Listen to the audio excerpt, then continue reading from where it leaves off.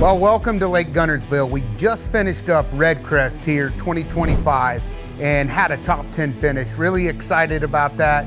And I'm excited to go into depth and tell you about Lake Guntersville and how you can catch more fish.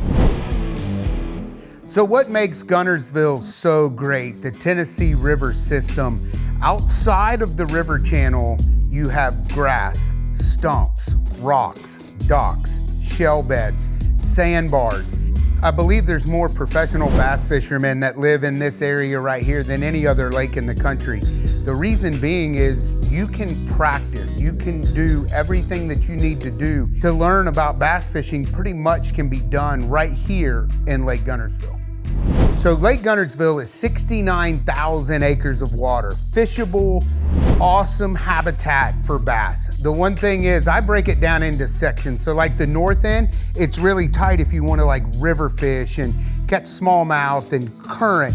You come down, it gets a little bit wider in the middle section. And when that happens, you get a lot more grass mats, you get a lot more flats, and then it starts to taper back down as it goes to the bottom of the lake where the other dam is. That area down there is a lot deeper, a little bit tighter. It's kind of a mix between the two. So that's what's really cool about Lake Guntersville. So Guntersville, it's just a great fishing town. Great places to eat, great places to stay. Hampton Inn, Airbnbs, condos, cabins on the water. You name it, it's all over here. It's just a mecca for bass fishermen and for vacation to come and stay.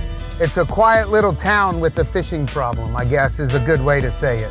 So plenty of access all over this whole entire lake. One of the favorite ramps that I like to put in is waterfront. It's in the middle of the lake, so you can go north and you can go south, and you can still kind of be in the middle.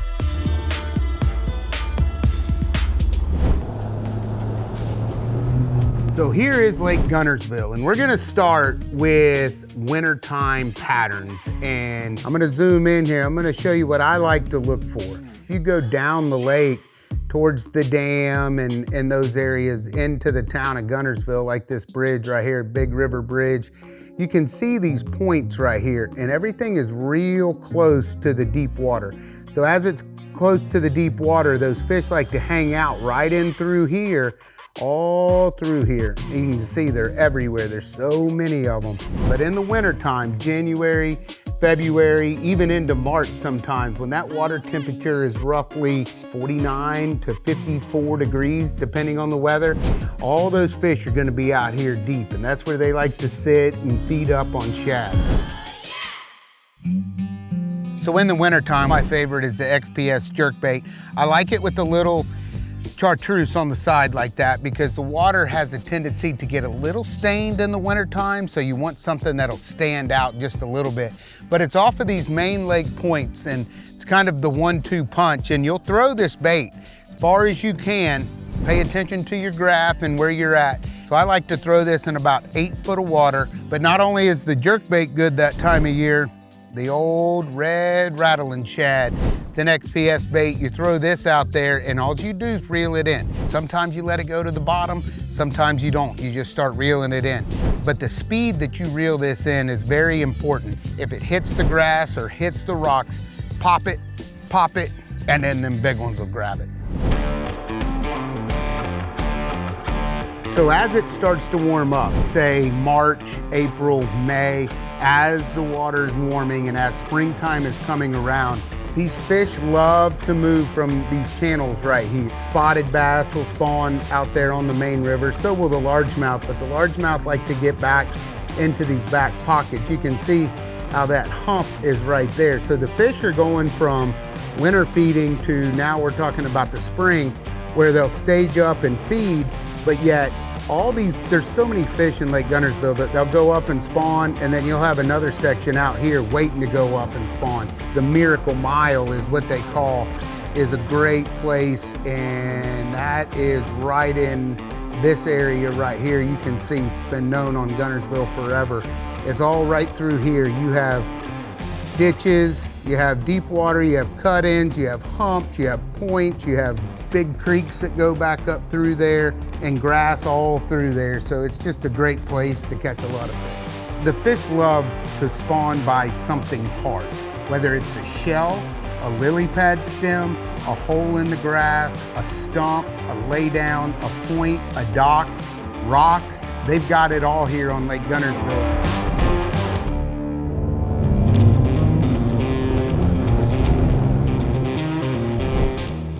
So we've talked about it, the springtime, my favorite time of year to fish. Everybody else's as well, because the fish are easier to catch that time of year.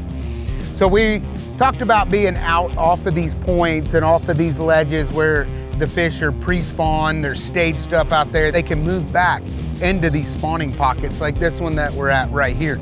My favorite bait that time of year is a creature bait. Fish it slow, cast it anything that's on the bank.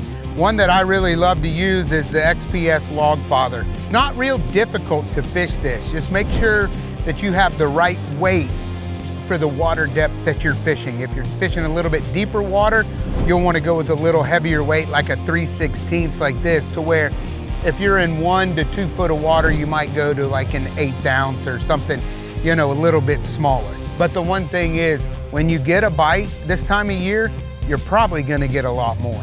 So where you throw this bait, anything that's hard, where those fish are coming up to spawn, that's where you want to throw it. And if you're catching fish on this bait, they're usually spawning or almost getting ready to spawn. So just finished up with a good event here at Redcrest 2025, top 10 finish on Lake Guntersville in the springtime. This bait, this pattern, it just works. So let's talk about summertime fishing. We're gonna talk about the whole lake this time because all the water's warm and the fish have just got done spawning.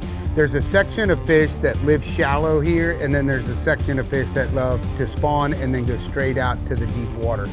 So we'll work our way down here and look at some of these ledges. You can see these little cut ins right here. You got a little bitty cut in, you go down, you have a channel marker right there. But the fish will come out of their spawning areas and get down here on these ledges and these points that you can see right here. You can go all the way up to this one and you can see that point. The fish love to get there and feed on points anywhere on the ledge, but when you can find a specific cut in or a little different cut, like a cut in just like that right there, they're very small, but the fish sometimes can stage up and they like those little points where it creates an eddy from the current. They really like to bite early in the morning. You can catch them schooling, and you can also catch them in 20 feet when they're down there feeding on shad.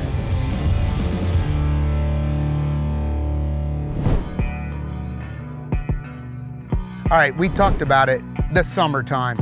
That's when I bring out the chaos shad. This bait, you want to throw it over the shallow water, over the points, over the grass, over the logs, wherever it is.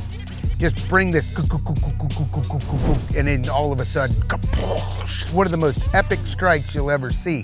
Thing is, this bite will die down. And that's when I pick up the XPS Crankin 16. The key thing with this is to make sure you know where the fish are. Are they in 20 foot, 18 foot, 16 foot, whatever it is.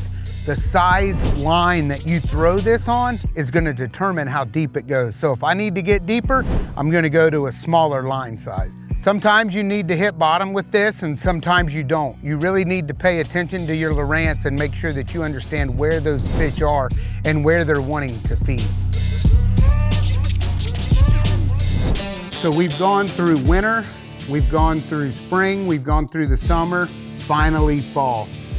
My favorite time of year to fish. And the reason being is because those fish are starting to feed up for the winter. And one key thing that you want to watch for in the fall, it really depends on where the grass is on Lake Guntersville. All this right here will turn into grass. There'll be just miles and miles on both sides, even all the way up the river. You just keep going. There's grass mats all through there, miles and miles of them. So you want to concentrate and look where the bait is, where the birds are. Look for the grass that's matted and that have holes in it, because that means the fish are in there and they've been blowing up. Right. Fall fishing on Lake Guntersville, like this pocket behind me, should be full of grass at the end of the summertime and we go into fall, and the frog bite, the old XPS Kermie, is coming out, and I will literally probably have one rod on my deck, maybe two, because if they're not blowing up the frog, of course I'm gonna flip. But that's just one of those things where you let the fish tell you what they want. We've talked about that, and usually if I can get 5 bites on a frog, it's gonna be a successful day. So when you're flipping the edges, if you wanna just flip the edges of the grass mat. Sometimes you can get really deep, but mainly you're looking for the edges of the canopy. So when I'm flipping, I like to keep it kind of simple, like a little creature bait, like this crawdaddy bug from XPS. Also, the fall is just a beautiful time of year. And the fall's a great time to get the family to go out, go fishing, teach the kids how to fish. It's what the sport's all about. All right, Lake Guntersville, Alabama. I mean, it is fantastic here with miles of grass, ledges, and backwaters. It's got every kind of structure you'd want to pick apart. However you like to fish, this lake gives you a shot. Come by, enjoy Lake Guntersville, and have a great day on the water, and I hope this helps you catch more fish.